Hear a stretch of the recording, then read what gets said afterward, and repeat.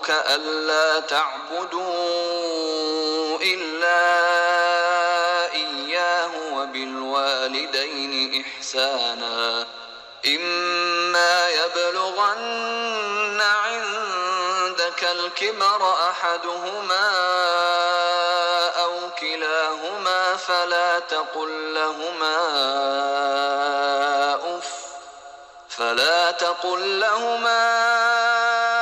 أف ولا تنهرهما وقل لهما قولا كريما واخفض لهما جناح الذل من الرحمة وقل رب ارحمهما كما ربياني صغيرا. یہ اللہ کے نزدیک سب سے پیارا عمل ہے. قل ثم أي فرماتے ہیں عبداللہ بن مسعود رضی اللہ تعالیٰ عنہ میں نے کہا اللہ کے نبی صلی اللہ علیہ وسلم اس کے بعد سب سے پیارا عمل کون سا ہے؟ قال ثم بر الوالدین تو آپ نے فرمایا اس کے بعد پیارا عمل والدین کے ساتھ اچھا برتاؤ کرنا.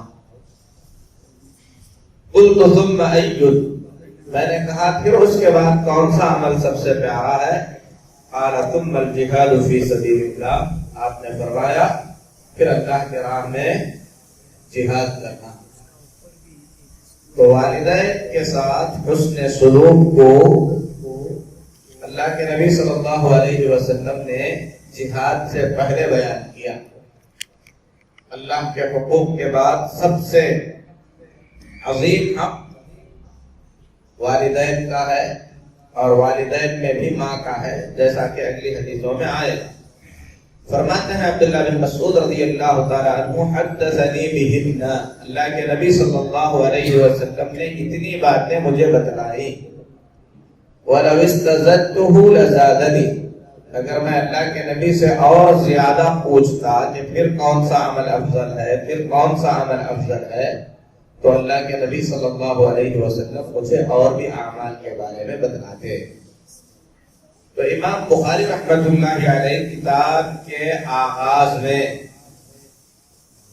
یہ مسئلہ بیان کیے ہیں سب سے پہلا مسئلہ, اور اس سے اہل علم نے یہ بات نکالی ہے کہ دنیا کے اندر ادب اور احترام کا سب سے بڑا مستحق کون ہے؟ انسان کے والدین ہیں. تو الادب المفرد بے مثال ادب, اور اس کتاب میں سب سے پہلا مسئلہ والدین کے بارے میں بیان کرنے کا مطلب امام بخاری کا یہی ہے, یہی بتلانا آپ کا مقصد ہے کہ آپ کے ادب اور احترام کے سب سے زیادہ حقدار آپ کے والدین ہیں. پھر اس کے بعد کی حدیث ہے عبداللہ بن عمرو بن عاص رضی اللہ تعالی عنہ کی. فرماتے ہیں رضا ربی فی رضا الوالد اللہ تعالی کی رضامندی والد کی رضامندی میں ہے. اگر والد راضی ہیں, آپ نے اپنی خدمت سے ان کی بات مان کر ان کے ساتھ اچھا سلوک کر کے اپنے والد کو آپ نے راضی کر لیا تو اللہ آپ سے راضی ہو جائے گا. وَسَخَطُ الرَّبِّ فِي سَخَطِ الْوَالِدِ اور اللہ کا غصہ ہے, اللہ کی ناراضگی ہے والد کی ناراضگی میں. آدمی کتنا بھی توحید والا رہے, کتنا بھی روزے نماز کا پابند رہے, لوگوں کے ساتھ کتنا بھی اچھا سلوک کرنے والا ہو, اگر اس نے اپنے والد کو ناراض کر دیا بغیر کسی شرعی عذر کے جو آگے آئے گا تو اس کی وہ ساری نیکی بیکار ہے. والد کی رضامندی میں اللہ کی رضامندی ہے, والد کی ناراضگی میں اللہ کی ناراضگی ہے. تو امام بخاری رحمۃ اللہ علیہ نے مسئلہ بیان کیا کہ ہم نے انسان کو حکم دیا کہ وہ اپنے والدین کے ساتھ اچھا سلوک کرے, اور اس ضمن میں امام بخاری نے 2 حدیثیں بیان فرمائی. پہلی حدیث میں یہ بتلایا گیا کہ نماز کو وقت پر ادا کرنے کے بعد سب سے بڑی نیکی ماں باپ کی خدمت ہے، ان کے ساتھ اچھا سلوک۔ دوسری حدیث میں یہ بتایا گیا کہ اگر والدین راضی ہیں، خوش ہیں انسان سے، تو ان کا رب بھی اس سے خوش ہے۔ اگر والدین ناراض ہیں تو اس میں اللہ تعالیٰ کی ناراضگی ہے۔ اس کے بعد امام بخاری رحمۃ اللہ علیہ مسئلہ بیان کرتے ہیں باب بر الام، ماں کے ساتھ اچھا سلوک کرنے کا مسئلہ، ماں کے ساتھ اچھا سلوک کرنے کا بیان۔ دیکھیے فقہ کیسی ہے امام بخاری کی، پہلے دونوں کا حق بیان کر دیا، پھر اس کے بعد جس کا حق زیادہ بڑا ہے اسے امام بخاری رحمۃ اللہ علیہ پہلے بیان کریں گے۔ آگے مسئلہ بیان کریں گے باب بر الاب، باپ کے ساتھ اچھا سلوک کرنے کا بیان۔ تو باپ سے پہلے ماں کا اچھا سلوک امام بخاری بیان کرتے ہیں، اور اس باب میں امام بخاری رحمۃ اللہ علیہ نے دو حدیثیں بیان کی۔ پہلی حدیث بحث بن حکیم اپنے والد اور وہ ان کے دادا سے روایت کرتے ہیں، میں نے اللہ کے نبی صلی اللہ علیہ وسلم سے سوال کیا من ابا، اللہ کے نبی صلی اللہ علیہ وسلم میں سب سے اچھا سلوک کس کے ساتھ کروں، میرے اچھے سلوک کا سب سے زیادہ حقدار کون ہے؟ آپ نے فرمایا امک، اپنے ماں کے ساتھ۔ قلت من ابا، میں نے کہا اللہ کے نبی صلی اللہ علیہ وسلم کس کے ساتھ سب سے اچھا سلوک کروں؟ قال امک، آپ نے کہا اپنی ماں کے ساتھ۔ قلت من ابا، میں نے کہا سب سے اچھا سلوک کس کے ساتھ کروں؟ قال امک، آپ نے کہا اپنی ماں کے ساتھ۔ پھر پوچھا من ابا، سب سے اچھا سلوک کس کے ساتھ کروں؟ قال اباک ثم الاقرب فالاقرب، آپ نے فرمایا اپنے باپ کے ساتھ، پھر اس کے ساتھ جو رشتے میں تم سے زیادہ قریب ہے۔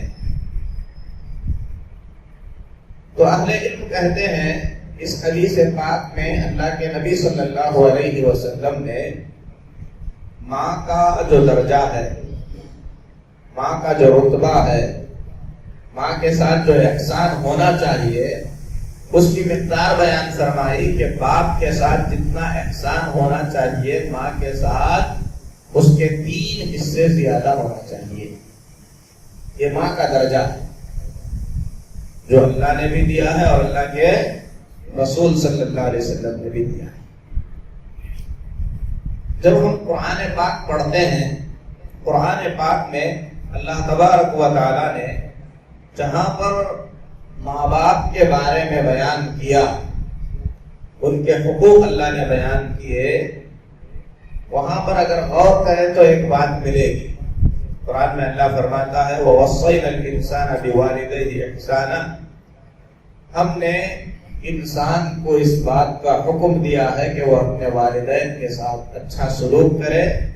حَمَلَتْهُ أُمُّهُ كُرْهًا، اس کی ماں نے اسے مشقت کے ساتھ، تکلیف کے ساتھ اٹھایا۔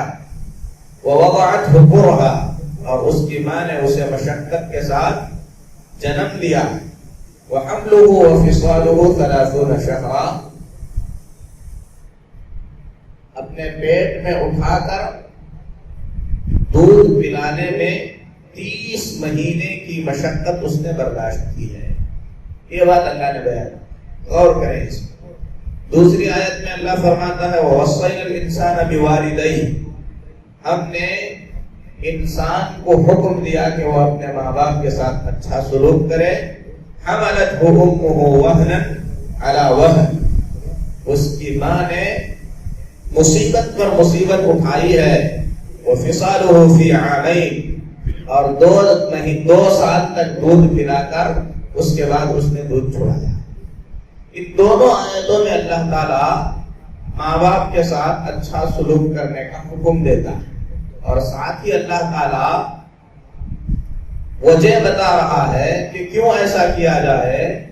تو دونوں آیتوں میں ہم دیکھیں گے تو اسی پریشانی کو اسی مشقت کو بیان کیا گیا ہے جو مشقت اور جو پریشانی ماں نے اٹھائی ہے.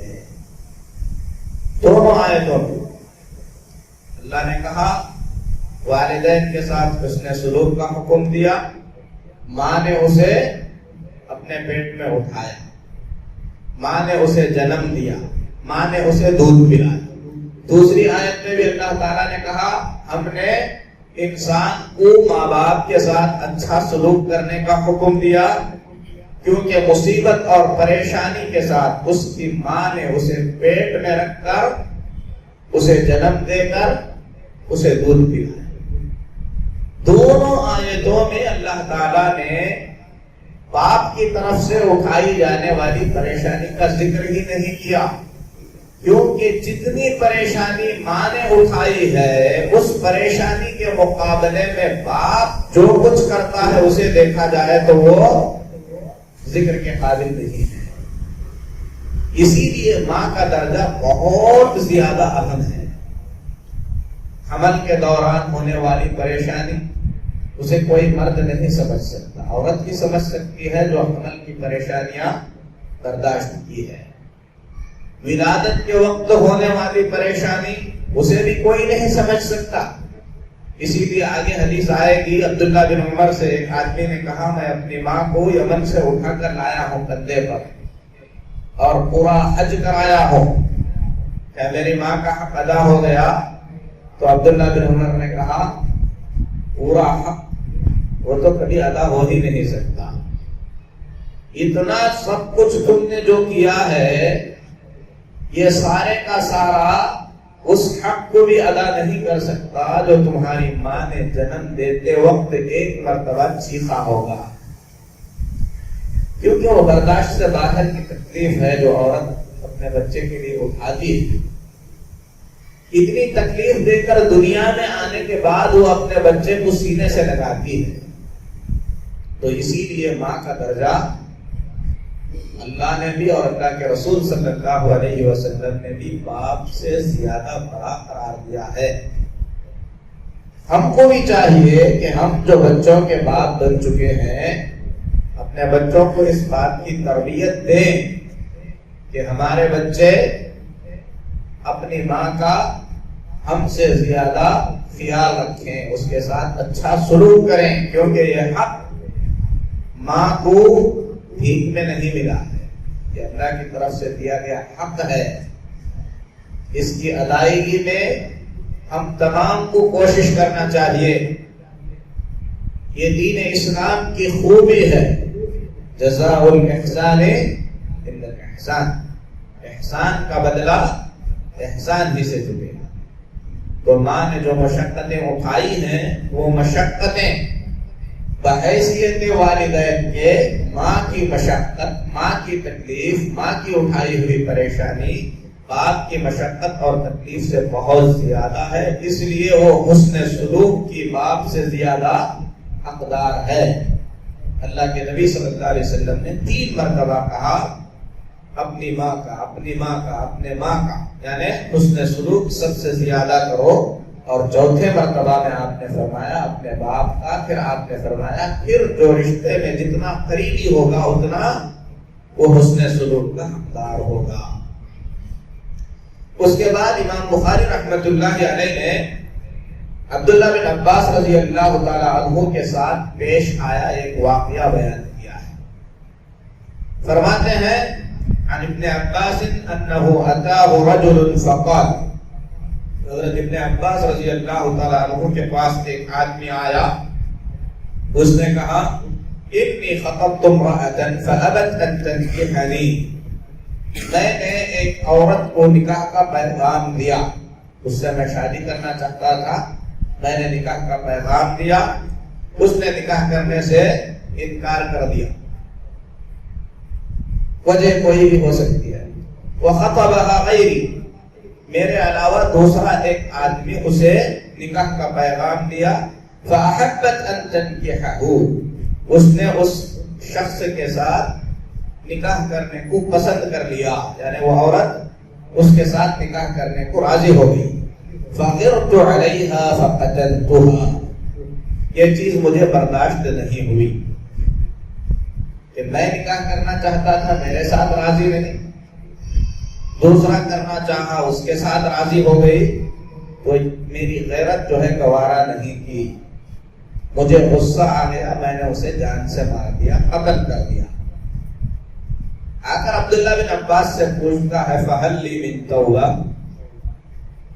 اب اتنا بڑا گناہ مجھ سے ہو گیا، ایک بے گناہ ناحق طور پر میں نے ایک عورت کو قتل کر دیا، کیا میری توبہ قبول ہوگی؟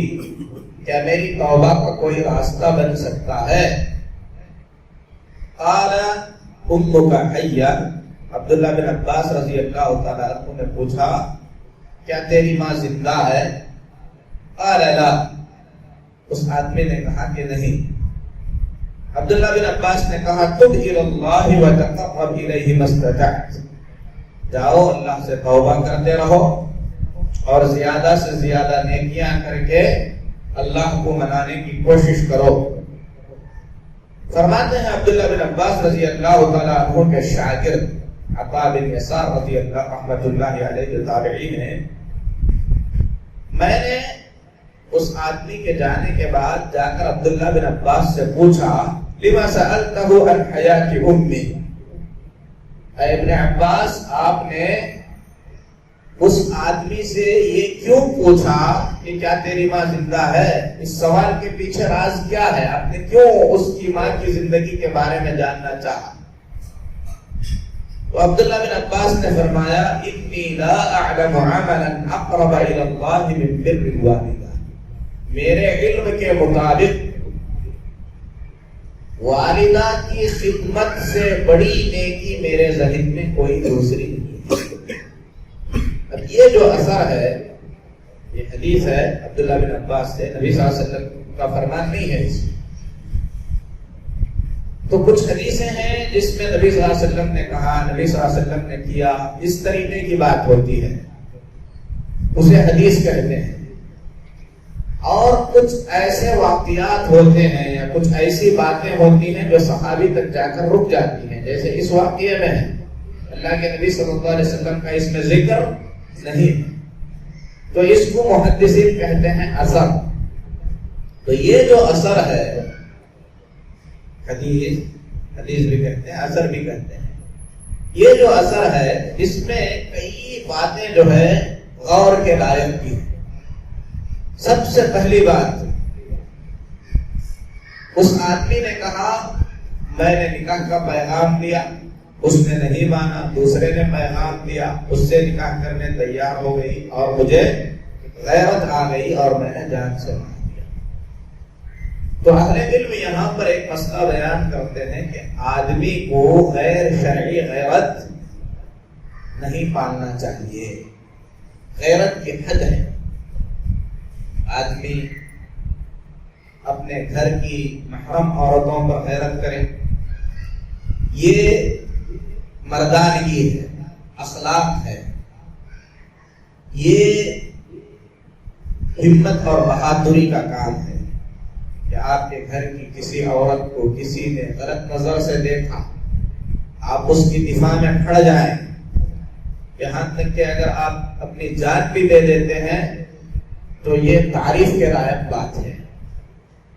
لیکن آپ بیجا غیرت پالیں جیسے اس آدمی کے پاس ہوئی، اگر یہ شریعت کے ضوابط کے مطابق نہیں ہے تو ایسی غیرت انسان کو تباہی اور بربادی کی طرف لے جاتی ہے۔ اور اس کے بیچ میں فرق ہے، شرعی غیرت یہ ہوگی کہ آپ اپنے گھر والوں کی عزت، ناموس، ان تمام چیزوں کی آپ حفاظت کریں، اس کا خیال رکھیں، اپنی بیٹی کو، اپنی بہن کو، اپنے گھر والوں کو بے پردہ باہر جانے نہ دیں۔ اسی غیرت کی آڑ میں کچھ لوگ اپنے محارم پر بیجا شک کرنے لگتے ہیں، یہ غیرت تعریف کے لائق نہیں ہے۔ آدمی خواہ بیوی پر شک کرنے لگے، آدمی خواہ اپنے محارم پر شک کرنے لگے، تو ایسی غیرت سے آدمی کو بچنا چاہیے جس کے نتائج بہت برے ہو سکتے ہیں۔ شریعت میں ہر چیز کا دائرہ ہے۔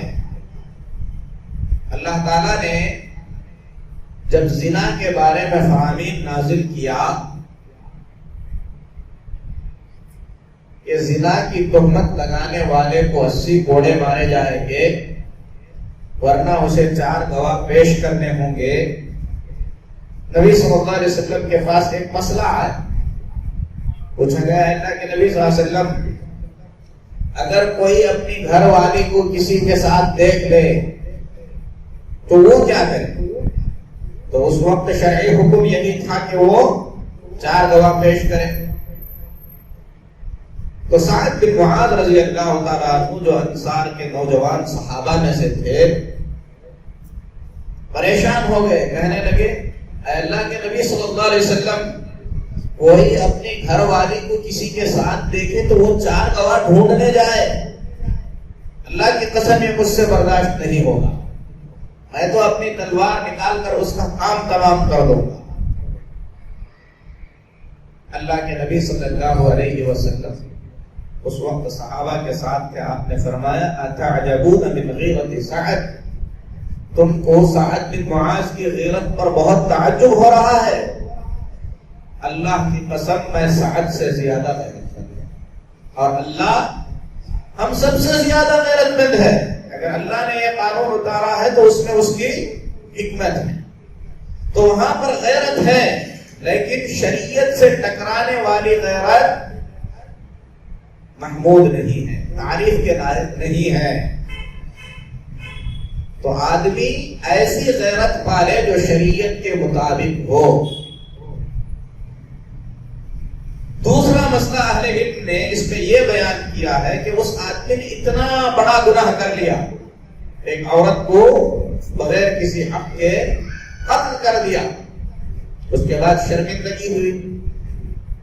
تو توبہ کا صحیح راستہ یہ ہے کہ آدمی علم والوں سے رجوع کرے، علم والوں سے جا کر پوچھے.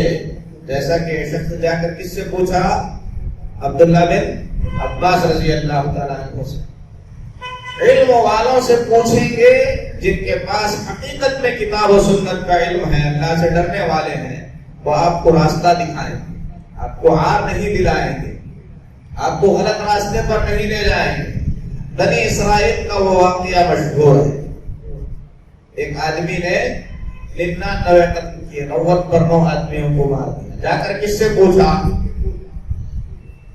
ایک نیک بندے سے، عبادت گزار، مسجد میں بیٹھنے والا، راہب، لیکن علم نہیں ہے اس کے پاس، صرف عبادت کرتا ہے. علم نہیں ہے، عبادت کرنے والا. اس سے جا کر اس نے پوچھا تو اس نے کہا 99 قتل کر کے تم توبہ کرنا چاہتے ہو، تمہاری توبہ قبول نہیں ہوگی. وہ بیچارہ عبادت گزار ہے، اس نے سمجھا میں اتنی عبادت کر کے جنت تلاش کر رہا ہوں اور یہ 99 قتل کر کے اپنے پورے گناہ توبہ سے معاف کرنا چاہتا ہے. علم بھی نہیں ہے تو اس نے اسے بھی قتل کر دیا. پھر جا کر اس نے کیا کیا؟ لوگوں سے کہا دلونی علی عالم، مجھے کسی عالم کا پتہ ہو. جا کر عالم سے پوچھا، اس کے پاس علم ہے. دونوں میں فرق ہے، علم اور جذبات.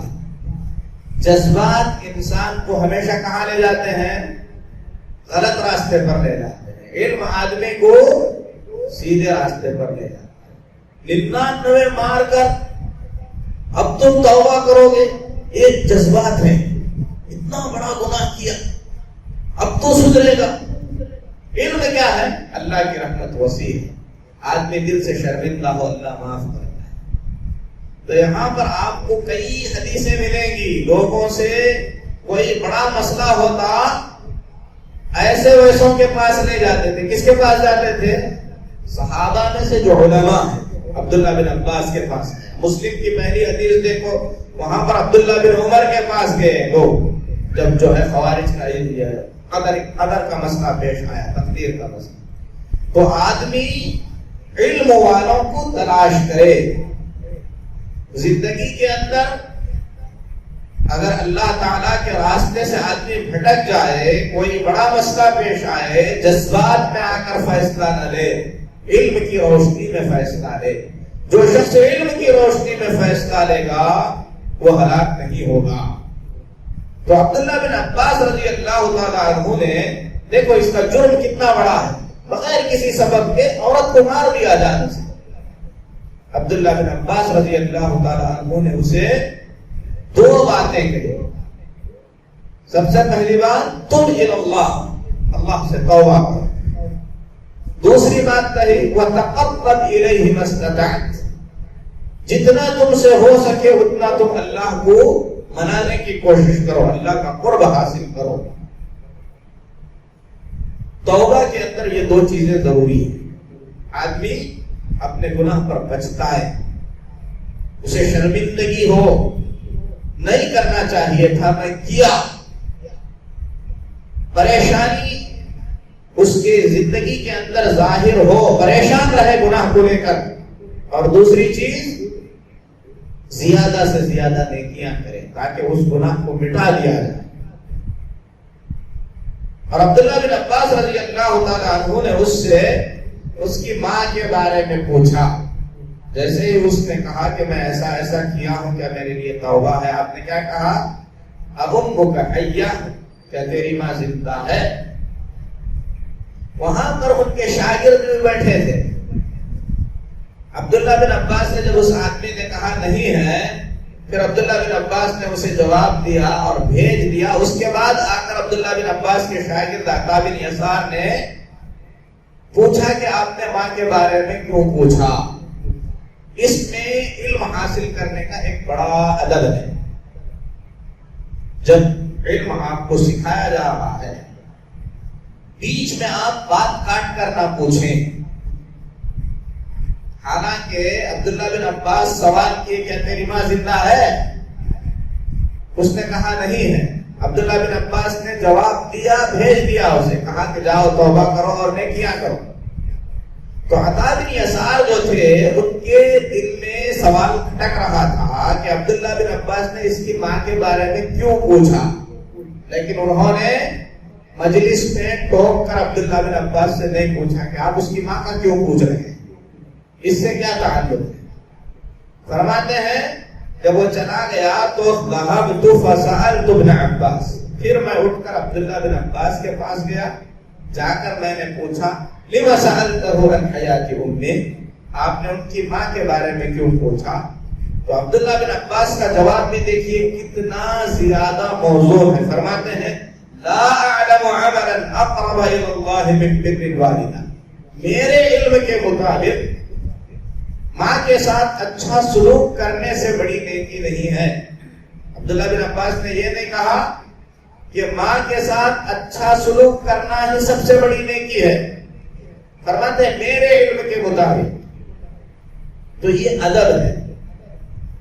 عبداللہ بن عباس رضی اللہ تعالیٰ عنہ کی یہ عبارت، یعنی میں پورے علم کا دعویٰ نہیں کرتا، لیکن جتنا علم مجھے ہے اس کے مطابق ماں کے ساتھ اچھا سلوک کرنے سے بڑی نیکی نہیں ہے۔ تو یہ باریک باریک باتیں جب ہم سمجھ لیتے ہیں تو ہماری زندگی کے اندر ادب آتا ہے کہ ہم کو کیسے جملے بولنا چاہیے، کسی کی بات کو فوراً نہیں کاٹنا چاہیے، ہم کو جتنا معلوم ہے اس کو ادب کے ساتھ لوگوں کے سامنے رکھنا چاہیے۔ یہ ساری چیزیں اس کتاب کے اندر ہیں۔ پھر اس کے بعد ایک اور مسئلہ ہے، اسے بیان کر کے ہم بات ختم کرتے ہیں۔ فرماتے ہیں امام بخاری رحمہ اللہ باب بر الاب، باپ کے ساتھ اچھے سلوک کا بیان۔ اس میں امام بخاری رحمۃ اللہ علیہ نے دو حدیثیں بیان فرمائی ہیں، اور اس مسئلے کو بیان کرتے ہوئے گویا امام بخاری رحمہ اللہ یہ بتانا چاہتے ہیں کہ ماں کے ساتھ اچھے سلوک کے بعد اس دنیا میں آپ کے سب سے اچھے سلوک کا حقدار آپ کا باپ ہے۔ ماں کے بعد سب سے بڑا والد کا ہے۔ پہلی حدیث ابو ہریرہ رضی اللہ تعالی عنہ کی ہے۔ فرماتے ہیں ایک آدمی اللہ کے نبی صلی اللہ علیہ وسلم کے پاس آیا، آ کر اس نے کہا اللہ کے نبی صلی اللہ علیہ وسلم آپ مجھے کس بات کا حکم دیں گے؟ آپ نے فرمایا ماں کے ساتھ اچھا سلوک کرنے کا۔ اس نے کہا پھر آپ نے کہا ماں کے ساتھ اچھا سلوک کرنے کا۔ اس نے کہا پھر آپ نے کہا ماں کے ساتھ اچھا سلوک کرنے کا۔ پھر چوتھی مرتبہ میں آپ نے فرمایا باپ کے ساتھ اچھا سلوک کرنے کا۔ یہی حدیث امام بخاری رحمہ اللہ حضرت ابو ہریرہ رضی اللہ تعالیٰ عنہ سے بیان کرتے ہیں۔ تو اس میں یہی ہے کہ ماں کے بعد سب سے اچھے سلوک کے حقدار آدمی کے اس کے والد ہیں، اور یہ تین ابواب، والدین کے ساتھ اچھا سلوک، پھر ماں کے ساتھ اچھا سلوک، پھر باپ کے ساتھ اچھا سلوک، اور ان تمام کے ساتھ علم حاصل کرنے کے کئی آداب امام بخاری رحمۃ اللہ علیہ نے اشارتاً ان تین ابواب کے اندر بیان کیے ہیں۔ اللہ رب العزت سے دعا ہے کہ اللہ ہمیں ادب والا بنائے، اللہ تعالی ہم تمام کو اپنے والدین کے ساتھ اچھا سلوک کرنے کی توفیق دے۔ جن کے والدین انتقال کر چکے ہیں اللہ ان کی اولاد کو اس بات کی توفیق دے کہ وہ کثرت سے ان کے مغفرت کی دعا کرتے رہیں۔ جن کے والدین زندہ ہیں اللہ ان کے ساتھ زندگی بھر اچھا سلوک کرنے کی توفیق عطا فرمائے۔ اللہ ہم سب کے والدین کی مغفرت فرمائے۔ اللہ تعالیٰ امام بخاری رحمہ اللہ کی قبر کو جنت کا ٹکڑا بنائے۔